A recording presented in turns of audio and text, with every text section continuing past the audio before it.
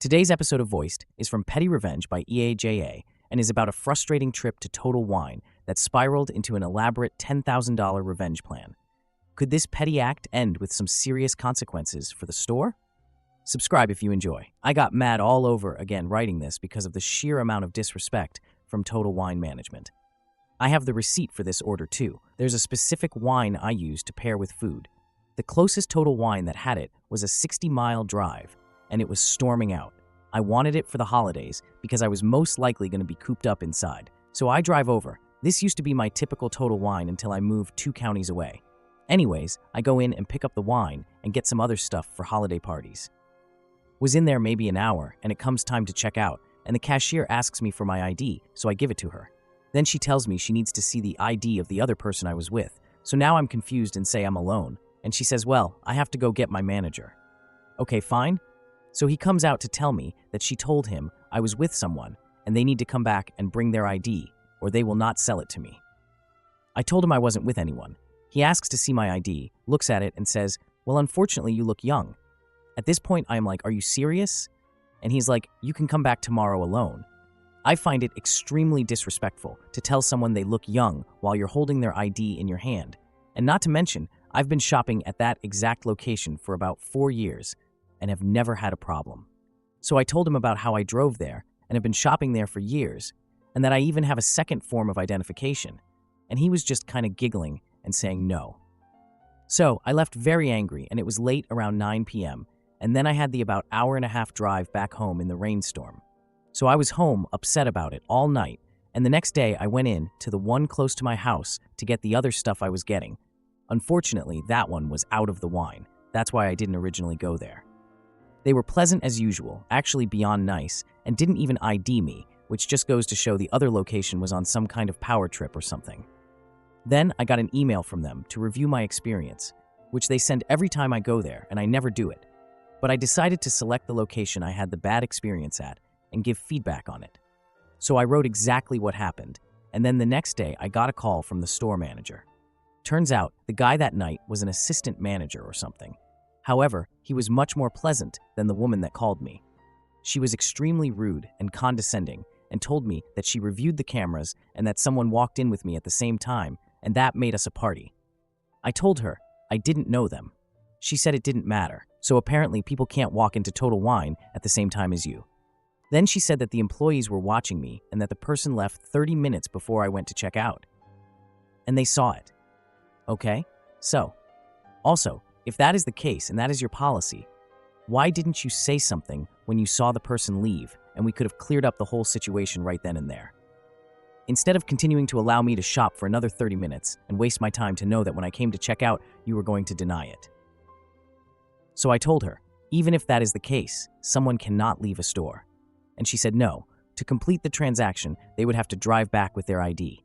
This made me extremely angry because even if that is the case and that is your policy, at least you can offer an apology for the inconvenience or something like that. Not just call me to argue and stir the pot. I was already kind of over it because it had been like 2 days, but just her whole attitude and nastiness about the whole thing was really insult to injury.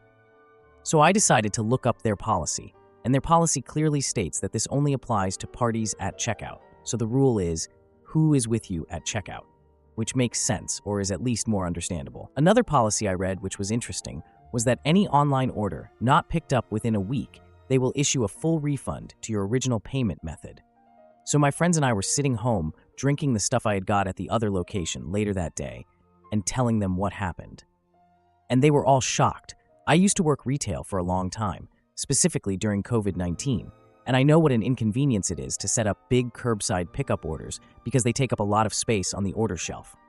So drunk and mad, I decided to enforce their own policy on them and make a $10,000 order for the soonest possible pickup time, which they promise orders ready in 3 hours. So I made sure to order the cheapest, the Avist bottles I could think of, so it can take up the most amount of space in their curbside area, and made sure to only order like 1 or 2 of each, so they couldn't just give me in case they had to get individual ones, and I ordered their whole supply of Tito's, since it's popular and it's the holidays, and I know people are going to be looking for it.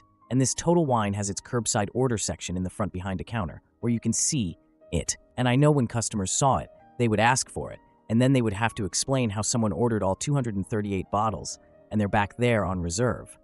Then they'd probably get grouchy and ask for a manager. But the manager would be busy because I also made sure to order a lot of bottles behind glass, so they would have to run around with their keys scrambling to get this order ready. I worked retail, and I know how much stuff like this throws off a schedule and annoys the managers. So I loaded up the cart and stopped when I got bored and placed the order.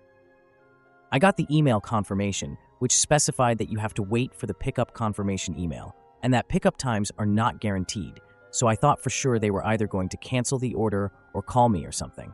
And something interesting that is sent with the email is a pickup policy that states specifically the recipient of the order needs to be 21, so you can have other people in your car, not 21.